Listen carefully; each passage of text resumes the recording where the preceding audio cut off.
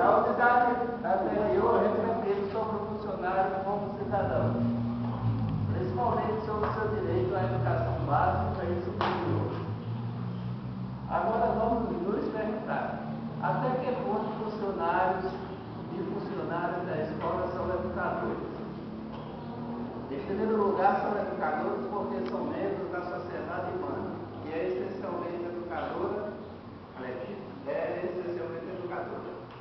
reforçam esse papel em muitos casos, por serem pais e mães a quem compete educar os filhos, coordenar a missão educativa da família.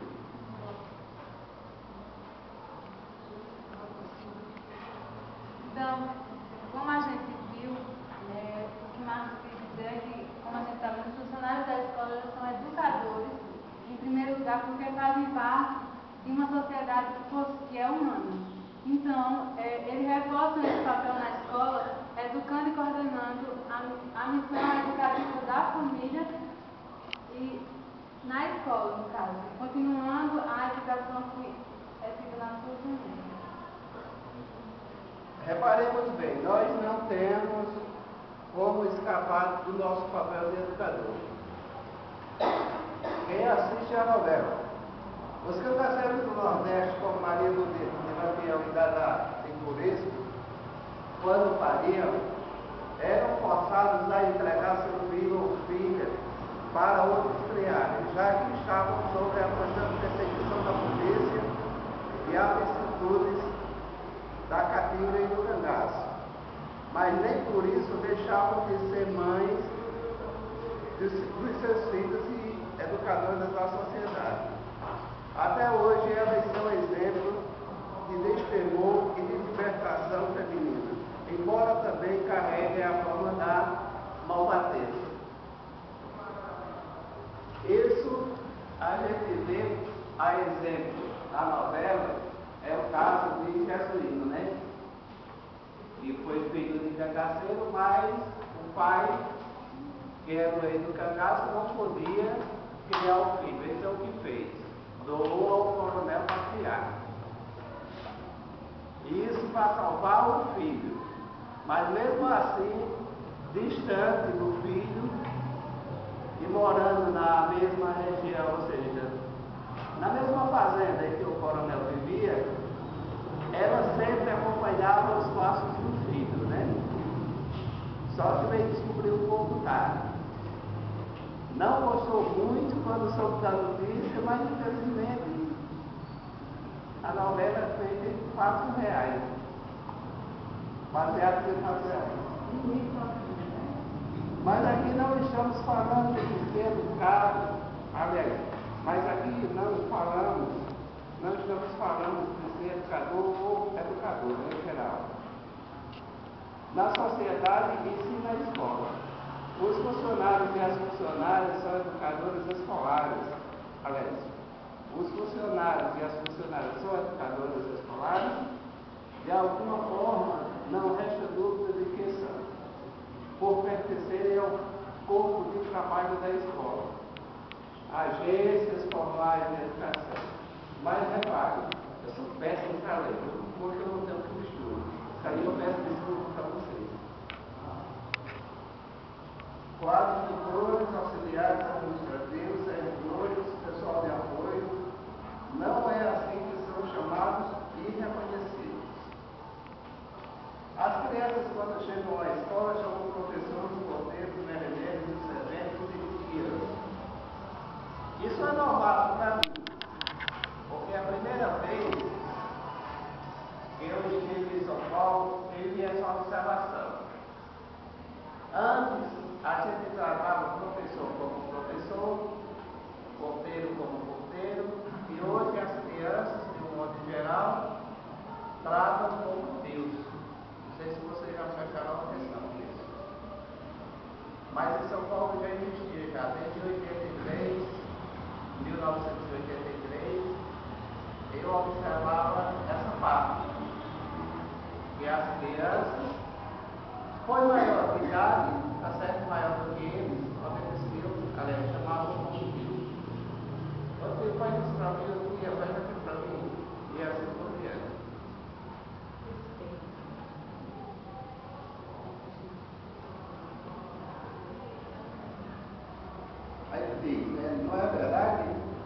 elas não são distinção entre docentes e não docentes.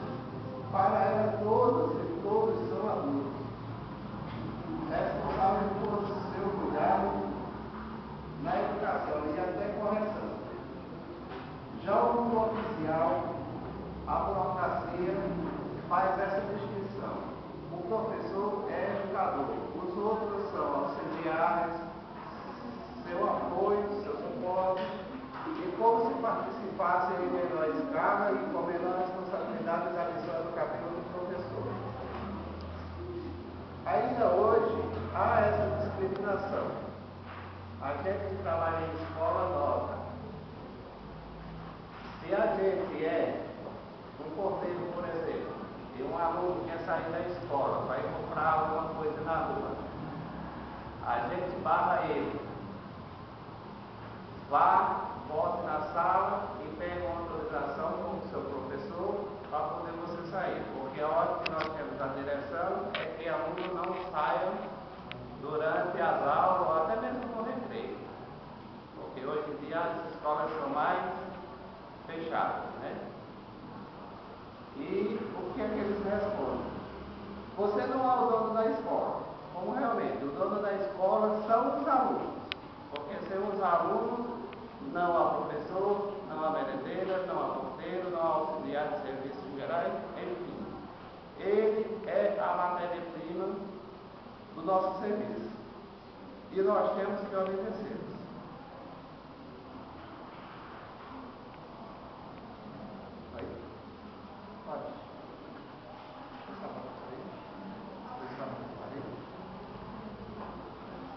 Então, assim como ele falou, o professor, tudo isso que ele falou, o professor geralmente ele é visto como educador. E o restante dos funcionários são apenas apoios, auxiliares, como a Inês disse, como suporte. O que precisa dessa concepção deve ser mudada, pois todos os funcionários que compõem a escola são e devem ser educadores, de acordo com suas funções distintas. Então,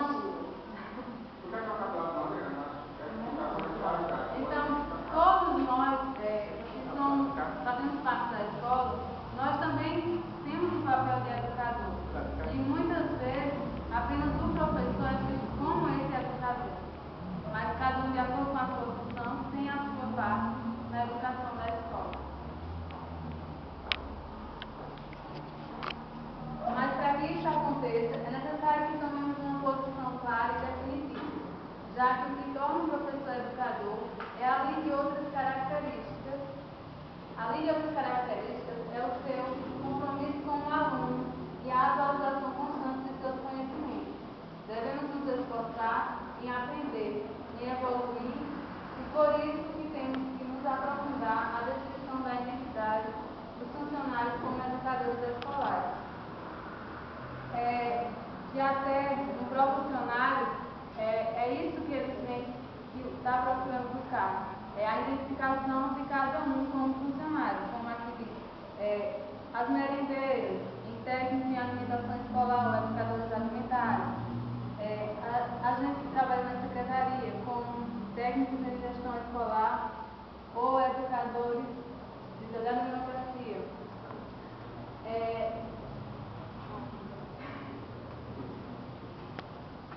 As pessoas que trabalham na biblioteca, como técnicos de meios, didáticos ou educadores da comunicação. E no caso do técnico de manutenção da infraestrutura escolar ou educador. Exato, e é isso que o profissional está buscando nos formar para que a gente se conscientize que a gente faz parte dessa educação da escola.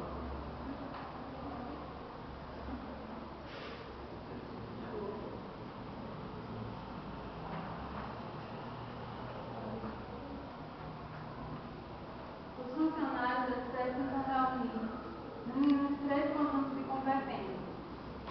Tanto o professor quanto os restantes funcionários, eles precisam de no mínimo 3 competências para se sentir um educador. E a de especialista num determinado campo de conhecimento técnico,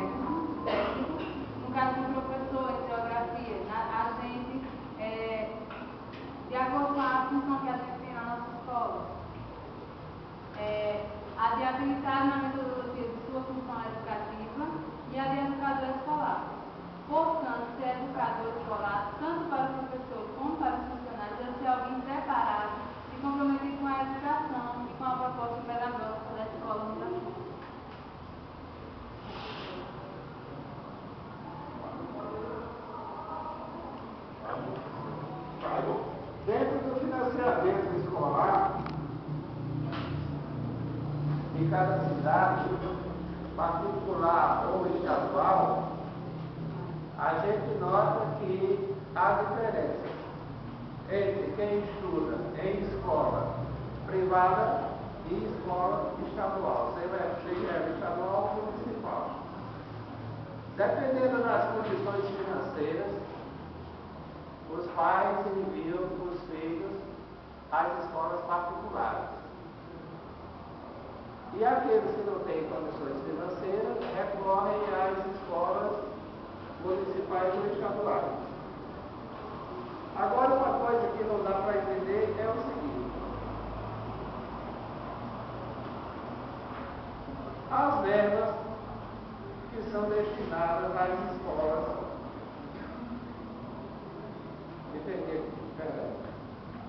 você deve ter reparado que mais barato que os professores deixaram.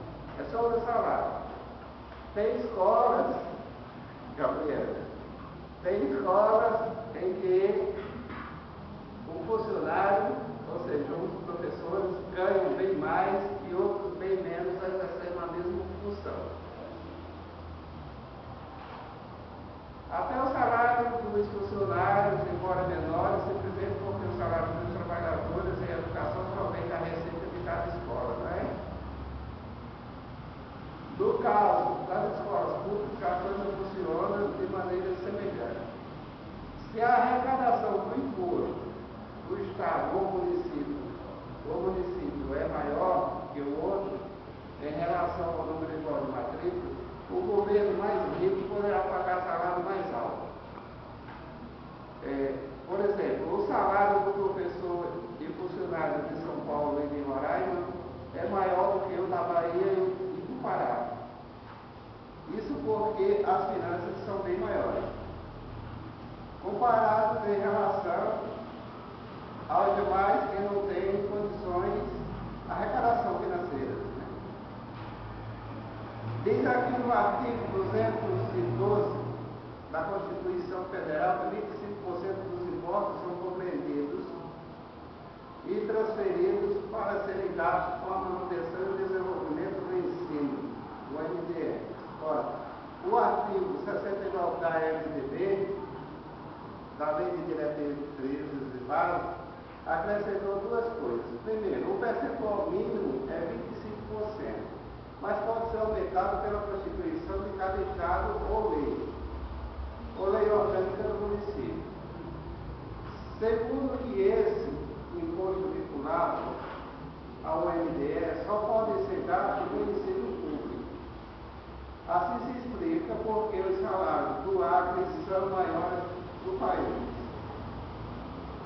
Depois vem também do Distrito Federal. A Constituição do Acre determina que o percentual para o MDE seja de 30%. Já o Piauí, que tem também de aplicar 30%, arrecada pouco. Por isso, os salários são mais baixos do que lá. Resumindo essa parte, a gente tem que entender o seguinte: que tem que dançar de acordo com a música. Se sua empresa vai bem, está vendendo bem, claro que você vai ganhar uma porcentagem do seu patrão. Se a Prefeitura de Sanharó arrecada os impostos do ICMS e outras verbas enviadas pelo governo federal ou estadual, é claro que as escolas de pesquisa vão funcionar corretamente. Se da minha cidade a arrecadação é muito pouca, não é suficiente para atender a demanda dos alunos, então ela vai funcionar precariamente. Nesse caso, está dizendo o governo federal, né? Se o município não consegue atender as suas despesas, com a despesa, entra no governo federal e entra ali o Fundeb, né? Que é justamente para suprir essa carência que os municípios têm. Ok? Eu gostaria só de enfatizar a respeito da solidariedade que vocês explicaram. Falta alguns funcionários como educadores. Ele na fala do 62, ele traz claramente a definição de educador. Ele mostra para você por que a partir de chamado de educador. Né? Porque educador não é apenas aquele que transmite o conhecimento, não. Não é o professor que transmite aquela disciplina. Porque as pessoas, elas se educam na troca de conhecimentos, elas se educam ao assistir, elas educam, se transformam, não é? Assistindo uma televisão, numa conversa, num bate-papo, e com você, funcionário da educação, dentro da escola, na sua função específica. Você é um educador, e aí esse curso vai mostrar para você como você atuar de forma mais específica, dentro da sua função. Aí eu gostaria que depois vocês dessem uma lida com mais carinho, na página 62 e 63, quando ela define bem claramente por que a partir de agora você é chamado de educador. Você é um educador, o professor é um educador. E ele pede justamente para que acabe com essa diferenciação. A gente sabe que não vai ser fácil, né? Mas quem disse que as coisas boas são fáceis? A gente tem que lutar por elas, né? Tem que batalhar por elas. Aí essa unidade, a unidade 6, depois eu gostaria que vocês dessem uma lida com mais carinho, ok? Marcos, quer acrescentar uma coisa? Quer acrescentar uma coisa? Júnior devia fazer um comentário.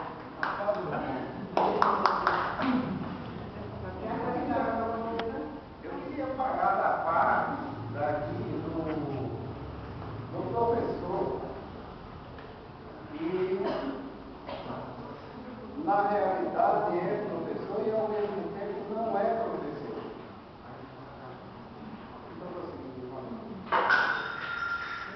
Essa parte que ele fala assim, eu não separar. Mas é necessário que fizemos uma posição clara e definida. Não é o diploma de professor que o torna educador, mas o seu compromisso com o aprendizado do aluno, a atitude diante dos valores, a perícia em se atualizar constantemente no domínio de seus conhecimentos. Alguém duvida que um professor que trafique drogas ou não tenha o mínimo empenho em que os alunos aprendam não é educador? É isso, Marcos, que você queria dizer? É justamente isso. Né? Então, essa visão de educador, pode falar, Marcos. Mesmo com diploma superior, sendo ele formado em magistério ou qualquer outra área, geografia, matemática, etc., a gente observa que há muitos professores relapsos, principalmente no que se refere a horário. Deveria os professores chegar primeiro em sala de aula e em seguida os alunos. Os alunos chegam em sala de aula, passa 10, 15 minutos e o professor batendo papo, conversando isso na sala deles, ou seja, na sala dos professores. Com isso o aluno já vai perdendo tempo. Depois vem as faltas. Vem a justificativa, não resta dúvida. Mas de qualquer maneira vem as faltas. Com isso o aluno está perdendo. A coordenação tenta corrigir esse problema, mas não tem como. De qualquer modo sempre aparece. Mas daí você falou bem, né?